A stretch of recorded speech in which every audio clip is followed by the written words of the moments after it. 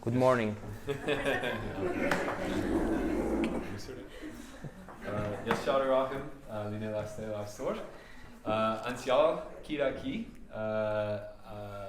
I was in Գյումրիում էի։ Yes, I preached there, Կարոզել եմ այնտեղ։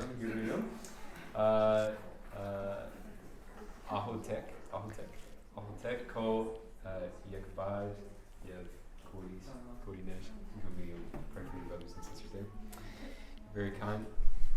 Բայց ես շատ ուրախ եմ կարոզել այսօր։ Մի քիչ շաբաթ առաջ Հայկ եկբայր զանգել է ինձ and խնդրել է ինձ կարոզել նորից եւ ես շատ ուրախ էի որովհետեւ two reasons now is երկու պատճառ կա։ First, I knew you didn't think I was a heretic after I preached the first. Առաջին պատճառը այն է, որ դուք ինձ որպես հերետիկոս չեք ընդունել։ Very happy.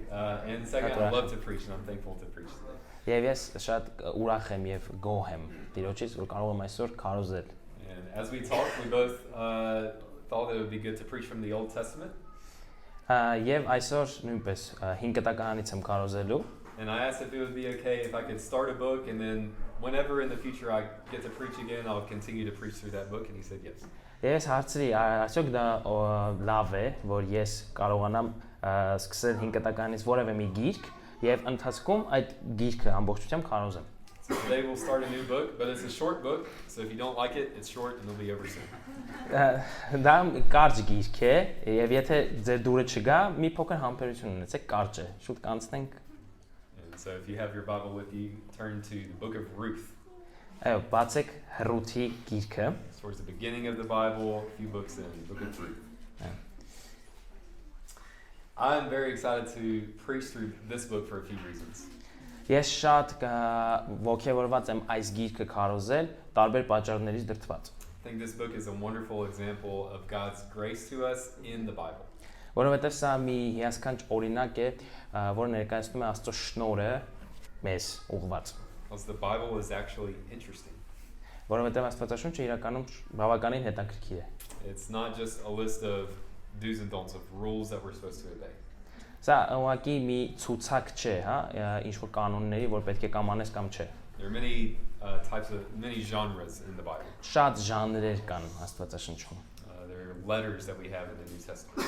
Օրինակ նամակները, որ ունենք մենք նոր կտակարանում։ We have psalms and prayers in the Psalms and other books. Մենք ունենք սաղմոսները, մենք ունենք երգը Սողոմոնի, մենք ունենք աղոթքներ։ And we also have stories like the book of Ruth.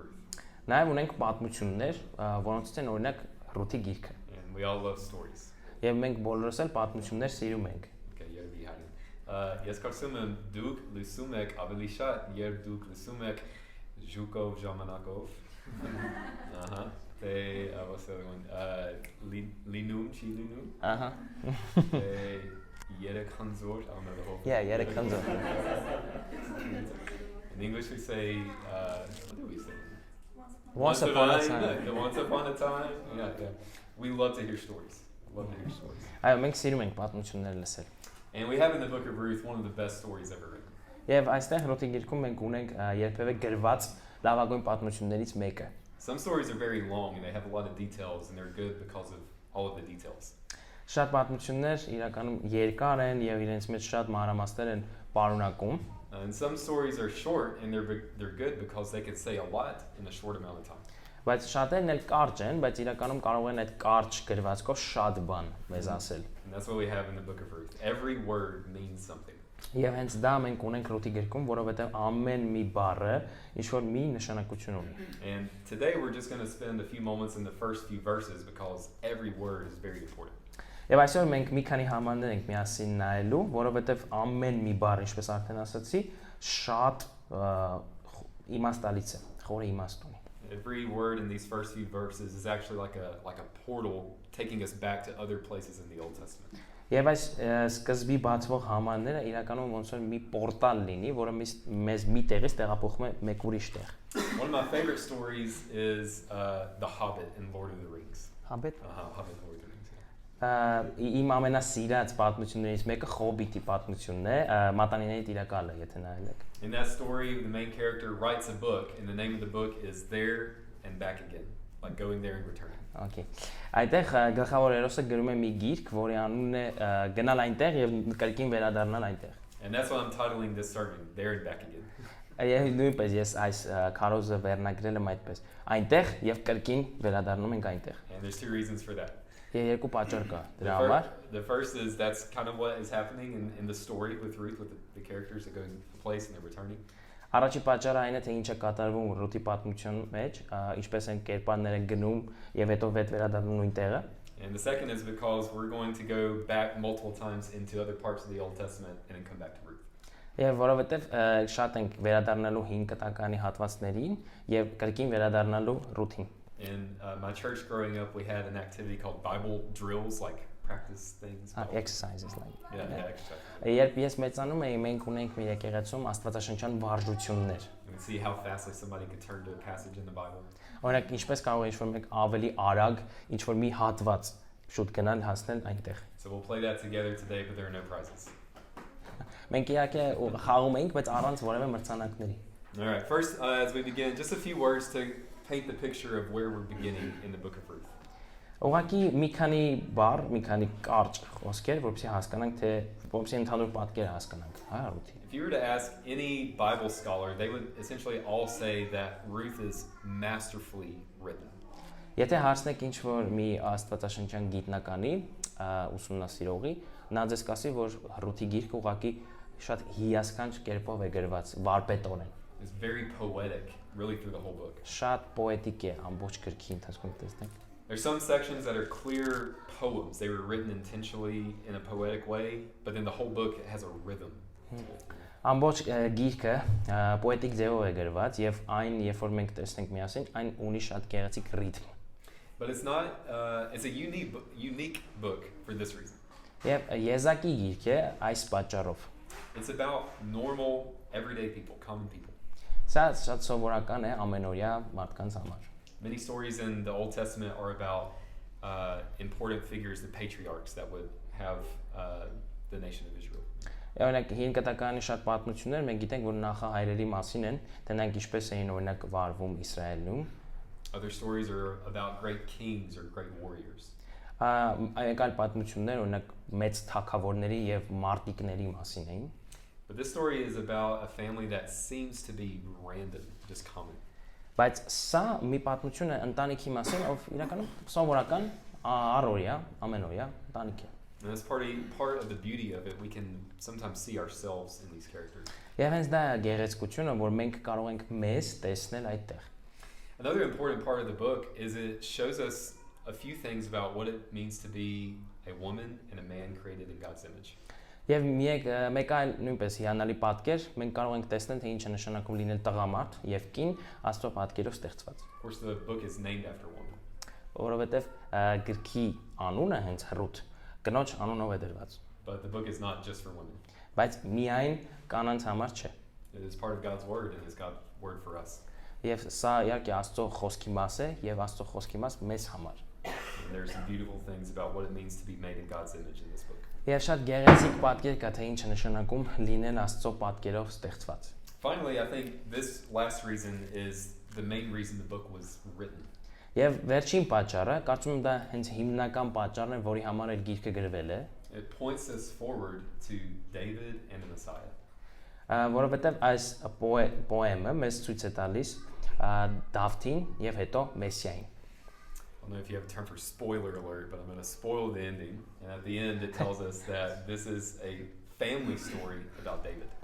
Իհարկե չեմ ուզում spoil անել, այսինքն փչացնել, հա, ցույց տալով ձեզ վերջը, դեռ սկիզբը չսկսած, բայց իրականում վերջում մենք կտեսնենք, որ Դավթի ընտանիքը նույնպես այդտեղ կա։ So what seems to be a very ordinary family is actually not an ordinary family. So ուստի այն ինչ որ մեզ թվում է սովորական մի ընտանիքի պատկեր, իրականում այդքան էլ սովորական ընտանիքի պատկեր չէ։ Because from the line of Ruth, we have David and ultimately Jesus. Որովհետև հենց Ռութի ցեղից, հա, մենք ունենք Դավթին, իհարկե Դավթից էլ Հիսուսին։ And so we see how God fulfills his promise through ordinary means. Եվ մենք տեսնում ենք, թե ինչպես է Աստված հավատարիմ իր խոստումները կատարում սովորական մարդկանց միջոցով։ And so today we'll see a part of that, and that God is faithful to his promises even through our sin and suffering. Եվ մենք այսօր նույնպես կտեսնենք, թե ինչպես է Աստված հավատարիմ իր խոստումներին, անգամ մեր մեղքերի եւ տառապանքների միջոցով։ So I hope to spend our time in the first 6 verses this morning. Այսօր կուզեմ միասին նայենք առաջին 6 համարները, I'd like to read the whole first chapter to begin. բայց կցանկանայի ամբողջ առաջին գլուխը կարդալ։ So let's read. Yeah. First whole. First chapter. Holy. Okay. Արդ դատավորների կառավարման օրերին երկրում սով եղավ եւ Հուդայի Բեթխեհեմից մի մարդ իր կնոջ եւ երկու որդիների հետ գնաց Մովաբի երկիրը բանդղտության։ Այն մարդու անունը Ելիմելեք, կնոջ անունը Նոյեմի, իսկ երկու որդիների անունները Մահալոն եւ Քելլոն էին։ Եփրաթացի Հուդայի Բեթխեհեմից եւ գնացին Մովաբի երկիրը եւ այնտեղ էին մնում։ Նոյեմիի ամուսինը Ելիմելեկը մեռավ եւ նա մնաց իր երկու որդիներով։ Եվ նրանք իրենց համար Մովաբացի կանայ կառան։ Մեկի անունը Օրփա, մյուսի անունը Հռութ, եւ նրանք մոտ 10 տարի այնտեղ բնակվեցին։ Եվ Մահալոնն ու Քելլոնը երկուսն էլ մեռան, եւ այն կինն իր երկու որդիներից ու ամուսնուց զրկվեց։ Եվ նա իր երկու հարսների հետ վեր կացավ, որ Մովաբի երկրից վերադառնա, որովհետեւ Մովաբի երկրում լսել էր, որ Տերն այցելել է իր ժողովրդին նրանց հաց տալով։ Ուստի նա այդտեղից, որտեղ բնակվում էր, դուրս եկավ իր երկու հարսների հետ եւ ճանապարհ ընկան Հուդայի երկիրը վերադառնալու համար։ Նոեմին իր երկու հարսներին ասաց. «Գնացեք եւ թող ձեզանից ամեն մեկը վերադառնա իր մոր տունը։ Տերը բարությամբ թող վարվի ձեզ հետ, ինչպես որ դուք վարվեցիք այն մեռածների ու ինձ հետ։ Տերը թող տա, որ ամեն մեկը իր ամուսնու տանը հանգստություն գտնեք»։ Եվ նրանց համբուրեց, եւ նրանք իրենց ձայները բարձրացնելով լաց եղան։ Եվ նրան ասացին. «Մենք անպայման քեզ հետ կվերադառնանք քո ժողովրդի մոտ»։ Բայց Նոեմին ասաց. «Աղջիկներս, վերադարձեք, ինչու գաք ինձ հետ։ Միթե իմ արգանդում ուրիշ տղաներ կան, որ ձեզ համար ամուսին դառնան։ Ետ դարձեք, աղջիկներս, գնացեք, որովհետև ես պառավել եմ, ել չեմ ամուսնանա։ Եթե ասեի էլ, թե հենց այս գիշեր հույս ունեմ եւ որդիներ էլ կծնեմ, կսպասեիք մինչեւ նրանց մեծանալը։ Դուք սրա պատճառով պիտի զրկվեիք ամուսնանալուց։ Ոչ, աղջիկներս, քանի որ ձեր պատճառով շատ եմ ցավում, որ Տիրոջ ձեռքն ինձ հասավ։ Եվ նրանք իրենց ձայները բարձրացնելով նորից լաց եղան։ Եվ Օրփան իր սկեսրոջը համբուրեց, բայց Հռութը նրան կարչեց։ Սակայն Նոեմին ասաց. «Ահա քո ները վերադարձավ իր ժողովրդի եւ իր աստվածների մոտ։ Դու էլ վերադարձիր քո ներոջ հետևից»։ Եվ Հռութն ասաց. «Ինձ մի ստիպիր, որ քեզ թողնեմ եւ քո մոտից վերադառնամ, որովհետեւ ուր որ գնաս, գնալու եմ, եւ ուր որ դու մնաս, մնալու եմ։ Քո ժողովուրդն իմ ժողովուրդն է լինելու, եւ քո Աստվածն իմ Աստվածն է լինելու։ Որտեղ որ մեռնես, այնտեղ էլ կմեռնեմ, եւ այնտեղ կթաղվեմ։ Տերը թող ինձ այսպես ու սրանից էլ ավելին անի։ Ինձ քեզանից միայն մահն է բաժանելու»։ Երբ նա տեսավ, որ հաստատ ուզում է իր հետ գնալ, այլևս չխոսեց այդ մասին նրա հետ։ Եվ երկուսով գնացին մինչև Բեթխեհեմ հասան։ Եվ եղավ, երբ Բեթխեհեմ հասան, սրանց պատճառով ամբողջ քաղաքն իրար անցավ եւ ասում էին. «Սա է Նոեմին»։ Եվ նա նրանց ասաց. «Ինձ Նոեմի մի կոչեք, ինձ Մարա կոչեցեք, որովհետեւ ամենակարողը խիստ դառնությամբ վարվեց ինձ հետ։ Ես լիքը գնացի, բայց Տերն ինձ դատարկ վերադարձրեց։ Ինչու եք ինձ Նոեմի կոչում, երբ ինձ Տերը խոնարհեցրել է եւ ամենակարողն ինձ վշտացրել է»։ Այսպես Նոեմին վերադարձավ իր հարս Մովաբացի Հռութի հետ Մովաբի երկրից եւ գարու հունսքի սկզբում հասան Բեթխեհեմ։ I encourage you to read the rest of the book later today. Ես ձեզ խորհուրդ կտամ ամբողջ գիրքը կարդալ, ինչպես որ այսօր արեցինք, շարունակությունը դուք կարդացեք։ But as we begin this beautiful story, let's look at the first few verses to understand the background. Բայց մենք սկսում ենք հիմա ձեզ հետ միասին առաջին մի քանի համարներ այս գեղեցիկ պատմության, բայց դուք կարող եք միանշանակ տանը շարունակել կարդալ։ I have 4 points in this sermon that I hope will serve this purpose. Ես 4 կետ ունեմ իմ քարոզում, որը հուսով եմ ձեզ կօգնի, որպեսզի հասկանաք նպատակը։ In the same way that your suitcase has a handle that helps you to carry it, I hope this sermon gives you handles to understand the background of Ruth.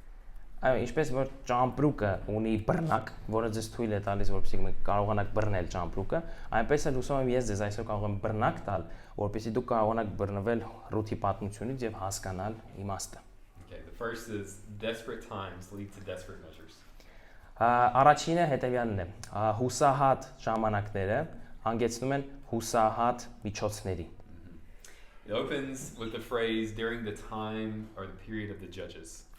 Որտեղ այսպես է սկսվում. արդ դատավորների կառավարման օրերին Some translate, maybe it's this way in the Armenian, but it's like when the judges were judging, when they were there and they were doing what they were governing, judging. yeah, kind of so, արդ դատավորների կառավարման օրերին։ This phrase during the time of in the Bible usually references a person. Ոստի երբ այսպես է սկսվում, հիմնականում դա ցույց է տալիս մեզ մի անձ։ A lot of times the prophets will begin in the time of the reign of this king, so you understand what year or what time period they were writing in. Օրինակ, երբ որ մարգարեները գրում են, նրանք սկսում են ինչ-որ մի թագավորի անուն նշելով, որպեսզի դուք հասկանաք, թե կոնկրետ որ ժամանակահատվածին է վերաբերվում իրենց գրվածը, կամ երբ են նրանք գրել։ This beginning is not as specific. Բայց այս օրինակ սկիզբը այդպես սպეციფიկ չէ։ But it reminds us of a period of time for God's people. Բայց այն մեզ հիշեցնում է ժամանակաշրջան Աստծո ժողովրդի համար։ And it was not a good time in the history of God's people. Եվ դա իրականում Աստծո ժողովրդի պատմության մեջ այդքան էլ լավ ժամանակահատված չէր։ The judges were judging for Israel. They were delivering God's people from their enemies.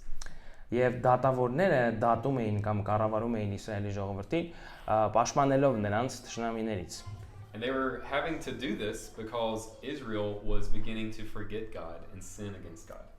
Եվ նրանք ստիպված էին դա անել, որովհետև Իսրայելը գնալով մոռանում էր Աստծուն եւ մոռանում էր մեղքը։ There was a cycle that began that included these things. Եվ այսպես մի հոսք շրջան կա, որից հետո սկսվում է այս ամեն ինչը։ God's people would be oppressed by a foreign nation. Օտար ազգերը սկսում էին հալածել Իսրայելին, այսինքն Աստծո ժողովրդին։ And the reason that happened was because they had sinned against God. Եվ պատճառը այն էր, որ Իսրայելը, այսինքն Աստծո ժողովուրդը մեղք էր գործել Տիրոջ առաջ։ And so finally they would cry out to God and ask for deliverance. Եվ վերջապես նրանք կաղաղակեին Տիրոջը եւ խնդրեին, որպեսզի փրկի իրենց, ազատի թշնամիների ձեռքից։ God would answer and give them a judge that would deliver them from this oppression.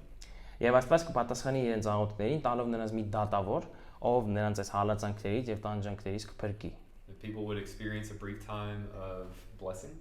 Եվ մարդիկ կակնկալեին շատ կարճ ժամանակահատված, օրհնության, And then they would begin to sin again. բայց դրանից հետո կրկին սկսեին մեղք գործել։ Let's look very briefly at what this looked like in Judges chapter 1. So leave your place in Ruth and turn to Judges chapter 1. Եկեք միասին գնանք դատավորած 1 եւ հակիրճ նայենք թե ինչ է կատարվում այնտեղ։ Because again, we don't know the exact time period that Ruth was written, but it was written during this period of the Judges. Ճշգրիտ ժամանակաշրջանը չգիտենք թե երբ է Ռութի գիրքը գրվել, բայց կարող ենք ենթադրել, որ գրվել է հենց այս դատավորների գրքի շրջանում։ And before we read from Judges, think about when people use that kind of phrase today. Միջև կկարտանք դատավորած գիրքը, մտածեք թե ինչպիսի այդպիսի արտահայտություն են մարդիկ այսօր օգտագործում։ People say, you remember back when this was happening and you remember how we felt and the way we lived. Հիշում եք օրինակ մարդիկ այսպես են ասում, հա, հիշում եք դե այն ժամանակ այսպես էր, եւ մենք այսպես էինք անում։ Sometimes instead of saying, you remember this specific date, they're trying to help you recall a certain emotion or memory. Ոչ թե օգնում են ձեզ հիշատակել ինչ-որ կոնկրետ օր, հա, ժամանակահատված, այլ ինչ-որ կոնկրետ էմոցիա եւ ինչ-որ կոնկրետ իրադարձություն։ So as Ruth is beginning, the author is stirring up some memories that we have of a previous time in the Old Testament. Ոստի Հերոդի գիրքը հենց այդպես է սկսվում, մեզ հեղինակը կարելի ասել գրգռում է մեր հիշողությունը, որպեսզի մենք հիշենք թե անցյալում ինչ էր կատարվում։ Can we read Judges 1, the very first verse of Judges? Only chapter one? Just Okay. the first verse. Դատավորած առաջին։ Եվ եղավ, որ Հեսուի մահից հետո Իսրայելի որդիները հարցրին Տիրոջը. մեզանից ով առաջինն է դուրս գա կանանացիների դեմ պատերազմելու։ So Judges begins, and the leader of Israel, Joshua, has died. Ոստի դատավորած գիրքը սկսվում է այսպես, որ Հեսուն, այսինքն նրանց առաջնորդը, մահացել էր։ And the people wonder, who will be our leader again? Եվ մարդիկ ուզում են իմանան ով է լինելու իրենց առաջնորդը կրկին։ And the task at hand is to drive the Canaanites out of the promised land so that they can begin to build their cities. Առաջադրանքը հետևյալն է՝ կանանացիներին մղել դուրս ի խոստացյալ երկրից, որովհետեւ իրենք կարողանան շարունակել այնտեղ ապրել եւ կառուցել։ In verse 2, the Lord answers and says, this is the tribe. Judah is the tribe that is going to fight this first battle. Երկրորդ համարում Տերը պատասխան է տալիս եւ ասում է, որ Հուդան է հենց այդ ազգը, որ կօգտի նրանց եւ Տերն ասաց.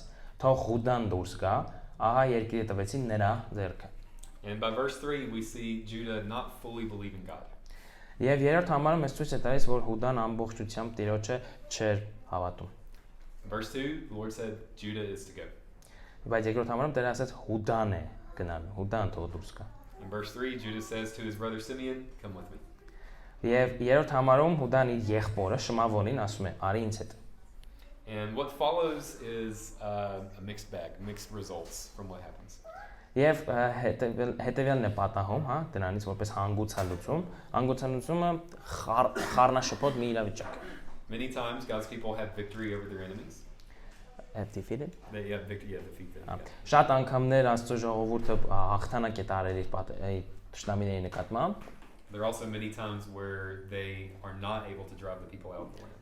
Շատ անգամներ նրանք չկարողացան ուղղակի դուրս մղել կանանացիների երկրից։ We won't read the whole verse, but in verse 19 and verse 21 we see evidence where Israel is unable to push the people out of the land. Մենք կարող ենք հետագայում կարդալ եւ տեսնել, որ 19-րդ եւ 21-րդ համարներում մենք տեսնում ենք, որ նրանք չեն կարողանում դուրս մղել։ And then starting in verse 27 we see a long list of many tribes who are unable to accomplish the task they're given.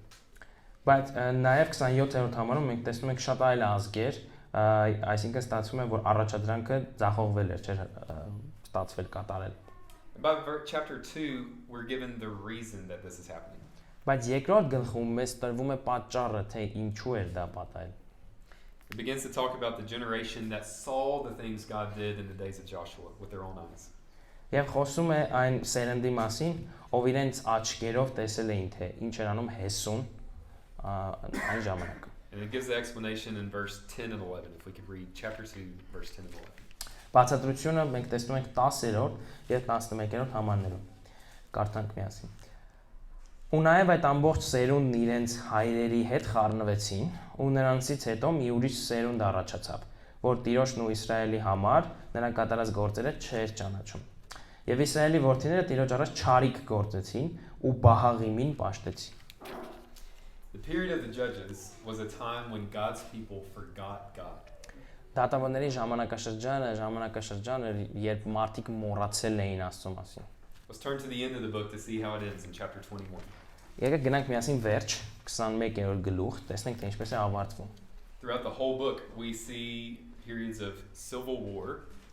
Մենք տեսնում ենք քաղաքացիական պատերազմներ ամբողջ այս դատավորած գրքի շրջանակներում։ And we see crime is growing and there's terrible immorality with people. Տեսնում ենք, որ հանցանքը գնալով ավելի աճում է եւ տեսնում ենք, որ սարսափելի անբարոյականություն կա։ It's a very dangerous time for everyone. Շատ վտանգավոր ժամանակաշրջան է բոլորի համար։ And there are actually a few passages like Judges 19 where the story slows down and shows that it was especially difficult for women. Եվ օրինակ 19-րդ գլխում դատավորած պատմությունը սկսում է մի փոքր դանդաղել, որովհետեւ մեզ ցույց տա, որ օրինակ կանանց համար այդ ժամանակաշրջանում շատ բարդ էր։ It is not the picture of God's people that we have earlier in the Old Testament. Եվ սա բոլորովին այն պատկերը չէ, որը մենք ունեինք ավելի վաղ 5 տականում, երբ տեսնում ենք Աստծո ժողովրդի վերաբերյալ։ People are not living according to God's will and it's very clear. Դա շատ հստակ է, մարդիկ չէին ապրում Աստծո կամքի համաձայն։ Chapter 21 verse 25, the very last verse tells us why. Ամենավերջին համարը, այս դատավորած գրքի 21-25-ը մեզ ասում է ինչու։ Այն օրերին Իսրայելում թագավոր չկար։ Ամեն մարդ անում էր այն, ինչ իր աչքին ճիշտ էր թվում։ This verse tells us why things are bad and it actually gives us the response, what should happen. Եվ սա մեզ ցույց է տալիս ինչու էին այդպես շատ վատ ժամանակաշրջան, ամեն ինչ վատ էր, եւ իրականում մեզ տալիս է պատասխանը հենց։ In those days there was no king in Israel. Որովհետև այն օրերին Իսրայելում թագավոր չկար։ Everyone did what seemed right to him. Ամեն մարդ անում էր այն ինչ իր աշկին ճիշտ էր թվում, ճշմարիտ էր թվում։ If we're honest, the world wants to live like that. Եթե անկեղծ լինենք, աշխարհը ցանկանում է հենց այդպես էլ ապրել։ Everyone wants to do what is right in his own eyes. Բոլորն էլ ցանկանում են անել այն, ինչ որ իրենց աշկին ճիշտ է։ Particularly in my home country in America, that is the goal. Do what you want and live the way you want to. Մասնավորապես իմ երկրում Ամերիկայում հենց դա է մարդկանց նպատակը, արա ինչ ուզում ես։ And the book of Judges shows us exactly what happens when we all live like that. Բայց չէ՞ որ դատավորած գիրքը մեզ ցույց է տալիս ինչ է պատահում, երբ մենք հենց այդպես ենք որոշում ապրել, անել ինչ որ մենք ենք ուզում։ We forget God, we sin more, and it becomes dangerous. Մոռանում ենք Աստծուն, ավելի շատ ենք մեղք գործում եւ ավելի վտանգավոր է դա դառնում։ Israel needed a king. Իսրայելը թագավորի կարիք ուներ։ And we'll see soon what that should look like, but ultimately the king should have been God. Իհարկե շուտով դա կտեսնենք թե ինչ տեսք ունի, բայց թագավորը պետք է Աստված լիներ։ So think about how these first words of Ruth during the time of the judges would have sat with the people who first read it. Ոստի մի պահ պատկերացրեք, մարդ ով կարդում է Հռոթի գրքի առաջին համարը, իմանալով այս ամենը ինչ կպատկերացներ։ You're not expecting a happy story. Իհարկե չենք ակնկալում ինչ որ ուրախ պատմություն You might not expect a pure story. կամ մաքուր պատմություն։ You're expecting something difficult to happen. Այդ իրականում շատ դժվար մի բան ենք ակնկալում, որ պատահելու է։ And that's what happens because the next phrase, there was a famine in the land. Եվ հենց այդ համարում հաջորդ հատվածում մեզ ասում է. երկրում սով էր։ And then we're introduced to a man from Bethlehem. Եվ իհարկե մեզ ծանոթացնում են հետո մարդկանց, ովքեր Բեթլեհեմից էին։ That phrase grabbed the attention of the first readers, and it grabs our attention today when we hear Bethlehem. Եվ այս հատվածը եւ մեր ուշադրությունն է գրավում եւ այն մարդկանց, ովքեր այն ժամանակ էին դա կարդում առաջին անգամ։ There's some debate on when Ruth was written, but it's pretty clear David had already become king by the time the people read it. Իրականում շատ հակասական կա, մարդիկ կան, որ մտածում են, սա չէր գրվել այն ժամանակ, երբ Դավիթը արդեն թագավոր էր, բայց մարդիկ կան, որ մտածում են, սա արդեն գրվել էր այն ժամանակ, երբ Դավիթը արդեն թագավորում էր։ Up until now in the Bible, Bethlehem has been mentioned just a few times. Եվ մինչ այս պահը Բեթլեհեմը շատ քիչ անգամներ է հիշատակվել։ And it's mainly just a geographic marker to tell you where something happened. Եվ սա սուտ աշխարհագրական առումով, որպեսզի մենք հասկանանք, թե որտեղ են իրադարձությունները կատարվում։ It's mentioned in Genesis to show you like where a few things happened in that book. Եվ օրինակ դա նշվում է ծննդոցում, որպեսզի ցույց տա մեզ, թե օրինակ որտեղ են ինչ որ իրադարձություններ կատարվում այդ գրքում։ There's one judge from the book of Judges from Bethlehem, and he has 2 verses that describe his life. Մի դատավոր կա Բեթլեհեմից եւ նա ունի երկու համար կա, որը նկարագրում է նրա կյանքի պատմությունը։ And then in Judges 17 and 19 we're introduced to a Levite, a priest from Bethlehem. Օրինակ դատավորած 17-ում and 19, եւ 19-ում մեզ մի ղեղտացի քահանա է նկարագրվում, որը մենք տեսնում ենք where we see him from Bethlehem. Yeah. But he's a homeless priest actually. He's from Bethlehem, but he's searching for a home. Բայց նա անտուն է, իրականում նա Բեթլեհեմից է, բայց նա տուն է ման գալիս, թե որտեղ։ And his story is not good. Եվ նրա պատմությունը լավ չէ։ But when the original readers read the book of Ruth, when they heard Bethlehem, they knew it was connected to David. Բայց երբ որ նրանք մարդիկ, որ առաջի անգամ էին կարդում էին, հասկանում էին, որ դա իրապես սերտորեն կապված է Դավթի հետ։ They knew when they heard this man from Bethlehem was fleeing the famine, they began to wonder, is he related to David? Երբ նրանք կարդում էին, որ մարդիկ կային, ովքեր Բեթլեհեմից սովից փախնում էին, մտածում էին, սա կարող է Դավիթի հետ կապ ունի։ It's like here, if you hear somebody's from Gyumri, maybe you think they're a comedian or something like that. Դա նույնն է, երբ օրինակ դուք լսեք ինչ-որ մի մարդու մասին, ով գյումրեցի է, եւ մտածեք, հա, եթե գյումրեցի է, ուրեմն նա կատակերգու է։ In the state that we're from in America and in the southern part, a huge amount of people are football players from South. So when I hear someone's from South Louisiana, I wonder, is he a football player?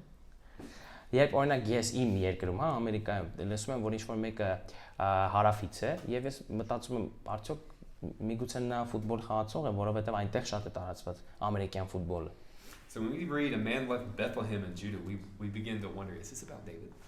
Եվ մենք կարդում ենք այս հատվածը Բեթլեհեմ ենք տեսնում, մենք ենք մտածում, սա Դավթի հետ կապ ունի։ But it's not a beautiful picture of Bethlehem that we have. Բայց այստեղ մենք Բեթխեհեմի գեղեցիկ պատկեր չէ որ տեսնում ենք։ Bethlehem literally means the house of bread.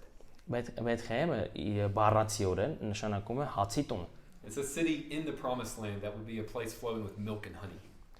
Եվ այո, խոստացած երկրում դա մի վայր է, որտեղ մենք գիտենք, որ խոստացված է կաթ ու մեղր է բխում։ And yet there's a famine in the house of bread. Բայց հացի տանը այս բանի սով է։ The house of bread is breadless.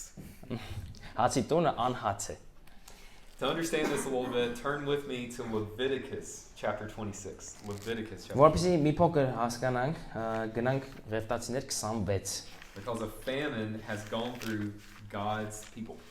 որովհետև սովը տարածվել էր անգամ Աստծո ժողովրդի շրջանակներում։ And that should make, 24, 26. 26, 26-րդ գլուխ Ղևտացիների։ So a famine in the promised land should make us ask questions. Ոստի սովը խոստացյալ երկրում մեզ տիպում է որ մենք հարցեր տանք։ There's multiple reasons for famine in the Old Testament. Շատ պատճառներ կան հին կտակարանում սովի, Sometimes there's hail or insects that come. երբեմն կարկուտը, երբեմն մորեխները որ գալիս են, Sometimes there's an enemy invasion that causes the famine. երբեմն թշնամու ներխուժումը առաջացնում է սով։ And we actually don't know exactly how the famine began in the book of Ruth. Ոստի Ռոթի գրքում մենք հստակ չգիտենք ինչն էր սովի պատճառը, But we knew it was bad enough that a man had to take his family away from his home. բայց մենք հասկանում ենք թե ինչքան սարսափելի էր պատկերը, որ մարդը իր ամբողջ ընտանիքին ցանկանում էր դուրս հանել։ And it seems like it might have been through the whole region of Israel because they didn't go to another city in Israel, they went to Moab. Եվ հետաքրքիրն է որ սովը կարծես տարածվել էր ամբողջ Իսրայելի շրջանում, որովհետև նրանք դուրս չէին գալիս Իսրայելից, նրանք գնում էին Մովաբ։ And while there could be a few different reasons, I think that it's safe for us to say that God was judging his people in the time of the judges. Դե կարող է իրականում շատ այլ պատճառներ լինել, բայց ապահով է մեզ համար այսպես մտածել, որ Աստված դատում էր, դատաստան էր տեսնում իր ժողովրդի հետ։ Leviticus will actually tell us that one way that God would bring punishment to his people in this time was through famine. Եվ Ղևտացիները հենց մեզ ցույց է տալիս, որ պատժի ձևերից մեկը հենց սովն էր, որ Աստված պատժում էր ժողովրդին։ In Leviticus, God is telling his people, if you obey my covenant, you will receive blessing. If you disobey, you will be cursed. Ոստի Ղևտացիներում Տերը ասում էր. եթե հնազանդվես իմ պատվիրաններին, կօրհնվես, եթե չհնազանդվես, կանիծվես։ Let's read together verse 18 through 19. 26, 18 through 19. Եկեք միասին կարդանք Ղևտացիները 26, 18-ից 19։ Եվ եթե այսքանից հետո ինձ չլսեք, այն ժամանակ ձեր մեղքերի համար 7 նապատիկ կպատժեմ։ Ձեր զորության հպարտությունը կկոտրեմ եւ ձեր երկինքը երկաթի, իսկ ձեր երկիրը պղնձի նման կդարձնեմ։ It says your land will not yield us. The land won't do what it's supposed to do. There will be a famine. Հոսա։ Եվ ձեր ուժը զուր տեղը կկորչի, քանի որ հողն իր բերքը չի տա եւ երկրի ծառերն իրենց պտուղը չեն տա։ Ոստի մենք այստեղ տեսնում ենք, որ հողը այն ինչ որ պետք է անի, չի անի։ And God was clear with his expectations of them obeying the covenant. Եվ Աստված հստակ էր, Աստված ակնկալում էր իր ժողովրդից հնազանդություն։ So again, I think it's safe to say that God's people in the time of the judges are being punished for their sins. Ոստի Աստծո ժողովուրդը դատավորների շրջանում պատժվում էին իրենց մեղքերի համար, դա հստակ է։ But even if we get to heaven one day and ask Ruth about it, she said, no, it wasn't God's punishment. We can still say this. Բայց եթե մի օր գնանք երկինք եւ Ռութին հարցնենք սա Աստծո պատիժների կասի ոչ, մենն է մենք կարող ենք ապահով եւ վստահ ձևով ասել, որ սա Աստծո պատիժն էր։ This city, this house of bread had no bread. Դա բայց հացի տունը այս քաղաքը հաց չուներ։ This place that would produce David and the Messiah was going through a very difficult time. Այս քաղաքը ումից առաջ էր գալու Դավիթը, հետո Մեսիան հաց չուներ։ And so this family goes to Moab, the territory of Moab. Ոստի այս ընտանիքը գնում է Մովաբ։ Մովաբի տարածաշրջան։ I think it's really interesting that the family decides to go there and not another place. Եվ հետաքրքիր է, որ ընտանիքը որոշում հենց այդտեղ գնալ, այլ ոչ թե ուրիշ տեղ։ Almost every other time famine is found in the Old Testament, people are going to Egypt. Եվ շատ այլ վայրերում, երբ մենք տեսնում ենք ինքնականում, երբ որ սով է լինում, մարդիկ գնում են Եգիպտոս։ This comes up in all the stories of Abraham, Isaac, and Jacob. Մենք գիտենք Աբրահամի, Իսահակի, Հակոբի պատմությունները։ But even if they didn't go to Egypt, Moab is a very interesting place to go. Բայց եթե անգամ չեն գնում Եգիպտոս, Մոավն էլ է շատ հետաքրքիր վայր, որտեղ կարող են գնալ։ There is actually an element of shame in going to Moab. Բայց իրականում այդտեղ ամոթի տար կա, որ մարդիկ գնում են Մովաբ։ Israelites saw Moab as like just an other kind of people. Որովհետև իսրայելացիների աչքերում Մովաբացիները մի փոքր այլ տեսակի մարդիկ էին։ Genesis tells us about their origin. The book of Genesis tells us about. Ծննդոցը մեզ պատմում է նրանց ծագման մասին։ You may remember the story of Lot's daughters deceiving him into having children. Հիշում եք եկե Ղովտի պատմությունը, որ նրա աղջիկները խաբեցին իրենց հորը եւ երեխաներ ունեցան։ And this is where Moab comes from. Եվ ահա այստեղից է Մովաբացիները ծագումը նրանց։ Later in Deuteronomy, the Lord said no Moabite can enter into the Lord's assembly, the Lord's place. Այև երկրորդ օրինացում Տերը հստակ ասել էր, որ ոչ մի Մովաբացի չի կարող մտնել Տիրոջ սրահները։ But the animosity, the tension went further than that. Բայց իրականում թշնամությունը ավելի խորն էր, քան այդ։ In the book of Numbers, we see the Moabites hiring a prophet to curse Israel. Որովհետև այնակ թվոց գրքում մենք տեսնում ենք, որ Մովաբացիները մարգարե են վարձում, որպեսզի իսրայելացիներին անիծի։ They hated one another. Ուստի իրանք ատում էին միմյանց։ In that story, this prophet, God protects his people because the prophet is unable to curse God's people. Եվ այս պատմության մեջ իհարկե գիտեք, Աստված պաշտպանում է իր ժողովրդին, որովհետև մարգարեն չի կարող անիծել այն ինչ որ Աստված օրհնել է։ Later, a Moabite king actually defeats Israel and rules them for 18 years. Բայց ավելի ուշ Մոաբացի թագավորը հաղթում է Իսրայելին եւ 18 տարի կառավարում նրանց։ His name is Eglon and he's killed by a judge in the book of Judges. Էգլոն։ Eglon. Yeah. Նրա անունը Էգլոն է եւ իրականում նրան սպանում է դատավորներից մեկը։ There's more periods of hostility between these two people. Եվ իհարկե շատ այլ ժամանակաշրջաններ կան, որտեղ տեսնում ենք այս երկու ազգերի ժողովուրդների թշնամանքը։ And there are even instances where the Moabites draw Israel into idolatry. Եվ իհարկե շատ դեպքեր կան, որտեղ Մովաբացիները քաշում են իսրայելացիներին կռապաշտության մեջ։ And this is where this man decides to take his family in a famine Եվ հենց այստեղ է այս մարդը որոշում իր ընտանիքին տանել to their enemy. իրենց թշնամու մոտ։ And not just their enemy, it's the people that do not know the Lord. Իհարկե ոչ միայն թշնամի, մարդիկ, ովքեր ընդհանրապես Աստծուն չգիտեն, չեն ճանաչում։ These desperate times have led to desperate measures. Ոստի հուսահատ ժամանակները տանում են, հանգեցնում են հուսահատ գործողությունների կամ միջոցների։ As the original readers read this, they would have seen Elimelech acting dishonorably. Ոստի մարդիկ ովքեր առաջին անգամ էին սա կարդում, կկարդային եւ կհասկանային, որ ինչ է կատարվում, որ անպատիվ կերպով են վարվում։ And yet the Lord is still at work. Բայց Աստված դեռ գործում է։ In verse 2, we see some important things about names. Երկրորդ համարում մենք տեսնում ենք շատ ինչ կարևոր բաներ անունների վերաբերյալ։ It takes a little bit for the storyteller to actually tell us the names. This is a good story, a good storytelling. Իրականում այս պատմաբանը շատ լավն է, որովհետև նա մի քանի համարում մեզ հստակ ներկայացնում է անունները։ We're introduced to Naomi. Her name means pleasant. Նոեմի։ Naomi, yeah. Ուստի օրինակ Նոեմի անունը, հա, նշանակում է հաճելի եբրայերեն։ That'll be important later on as she changes her name because of her circumstance. Եվ շատ հետաքրքիր այն է, որ իր հանգամանքներից դրդված Նոեմին ստիպված փոխում է իր անունը։ The names of the boys are interesting as well. Տղաների անուններն են հետաքրքիր։ They each can mean sickness and destruction.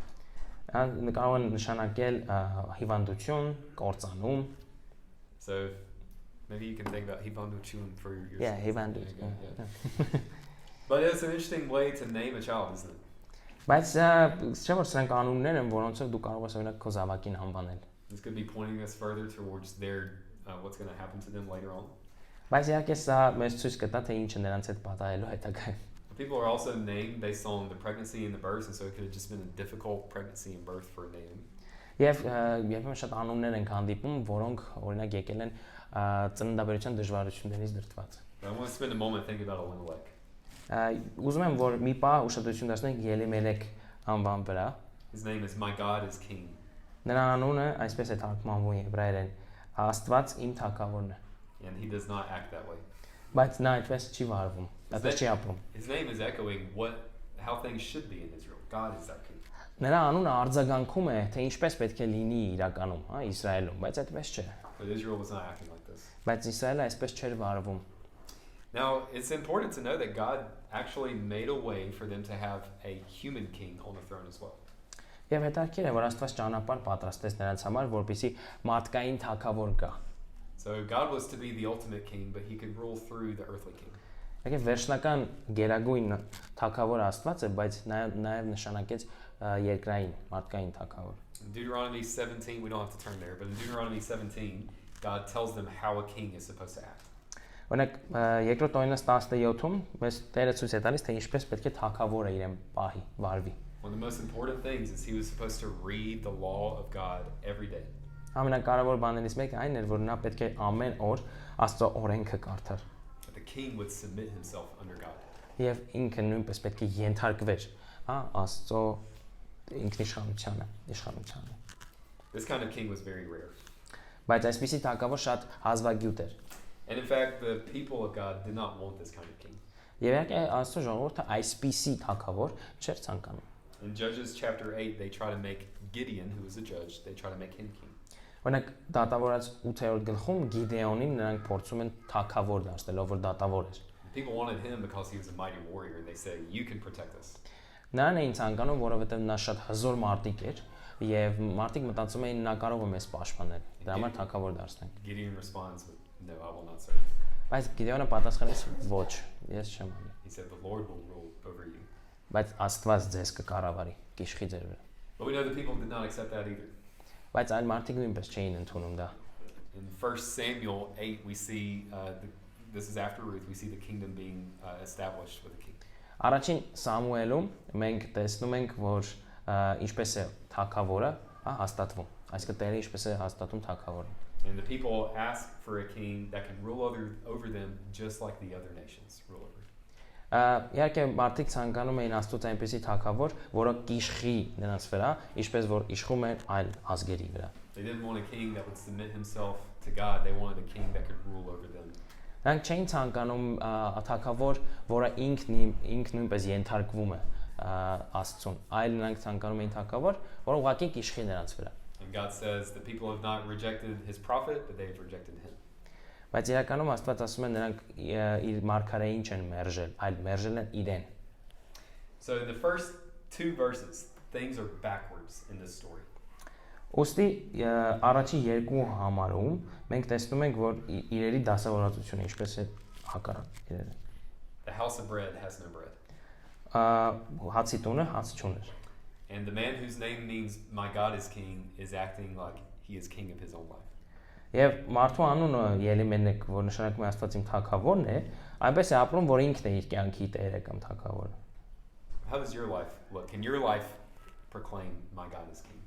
Իսկ ինչպես է ձեր կյանքը, կարող է ձեր կյանքը հռչակել, որ Աստված է իմ թագավորը։ Or you're guilty of acting like Elimelech in your own life? Թե դուք Ելիմելեքի պես մեղավոր եք ու նրա պես եք վարվում։ Very quickly, I will try to get through the last few verses. Շատ արագ կփորձեմ հասնել վերջի երկու համարներին։ Verses 3 through 5, my point is from bad to worse. Things go from bad to worse.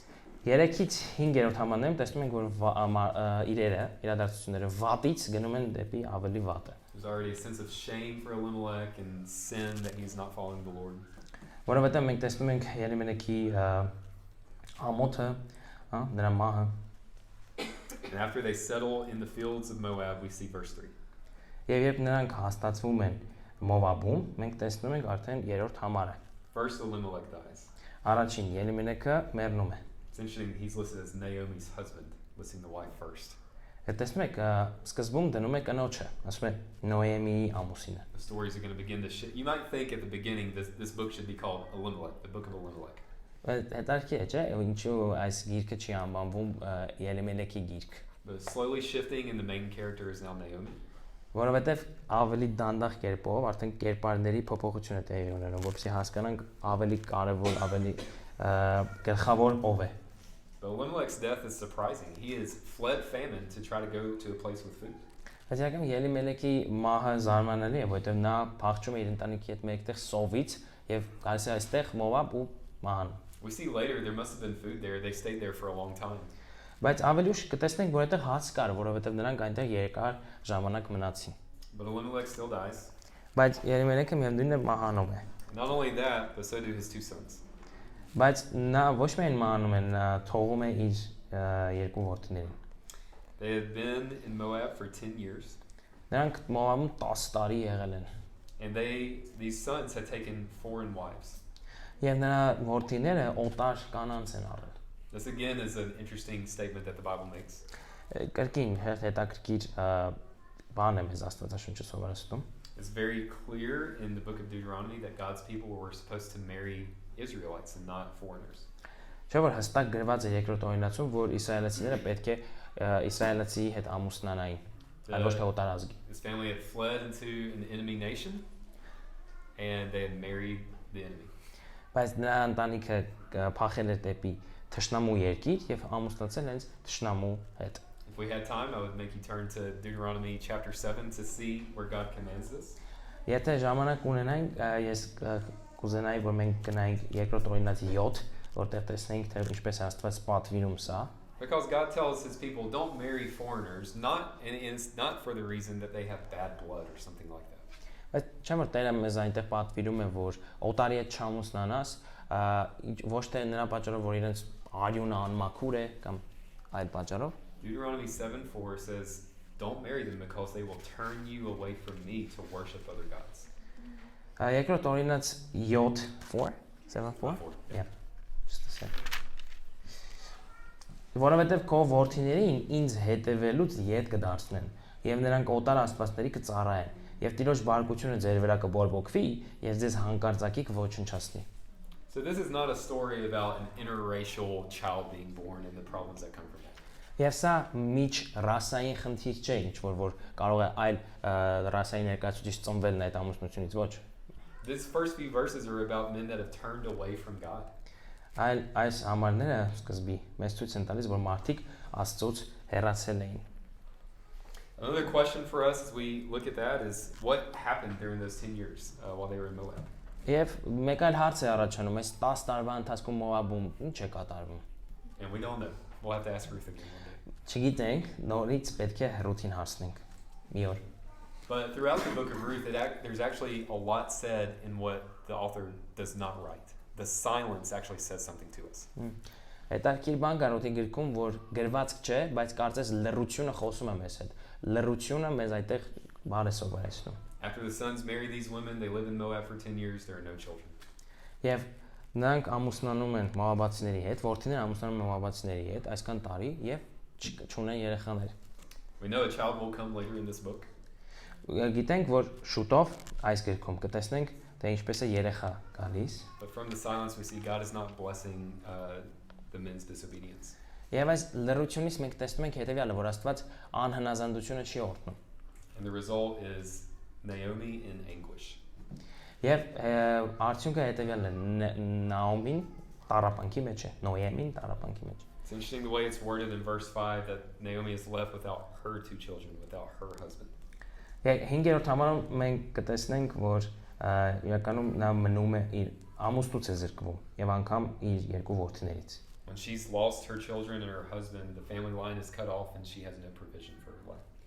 Երբ կորցնում է երկու որդիները եւ ամուսնում, իրականում նրա ընտանիքի կապը կտրվում, այսինքն նրա ցեղից այլևս չի կարող մարդ առաջանալ եւ նա չունի ապրուստի միջոց։ She lives as one with no future. Նա մեկն է, որ ում ապագան հայտնի չէ։ She's alone in a foreign country. Նա միայնակ է օտար երկրում, and yet she is seen by God. Բայց նրան Աստված տեսնում է։ God has not forgotten her. Բայց Աստված նրան չի մոռացել։ As we'll see this story develop, God is at work in her life. Երբ որ տեսնենք զարգացումը այս պատմության, կտեսնենք, որ Աստված գործում է նրա կյանքում։ And again, this is said from silence in the book of Ruth. Ես նույնպես լռությունն է մեզ սրա մասին ասում։ God is rarely mentioned, but it is clear God is at work in these pages. Չի նշվում իհարկե, բայց մենք տեսնում ենք, մենք կարող ենք ենթադրել հստակորեն, որ Աստված գործում է նրա կյանքում։ There are many of you that have probably felt like Naomi in different ways. Միգուցե ձեզանից շատերը Նոեմիի պես են երբեմն զգացել իրենց։ Some of you have lost people very close to you and you have felt alone. Շատ հարազատ մարդիկ են կորցրել եւ միայնակ եք ձեզ զգացել։ Some of you have gone through just periods of suffering and difficulty and you felt like God has forgotten you. Անցել եք շատ տառապանքների եւ դժվարությունների միջով ու միգուցե մտածել եք, որ Աստված մոռացել է ինձ։ But the life of Naomi shows us that God sees the ordinary and the common people. Բայց չէ՞ որ Նոեմիի կյանքը մեզ ցույց է տալիս հստակորեն, որ Աստված տեսնում է անգամ հասարակ մարդկանց։ God is both bigger than we could ever imagine and involved in our life more than we could ever imagine.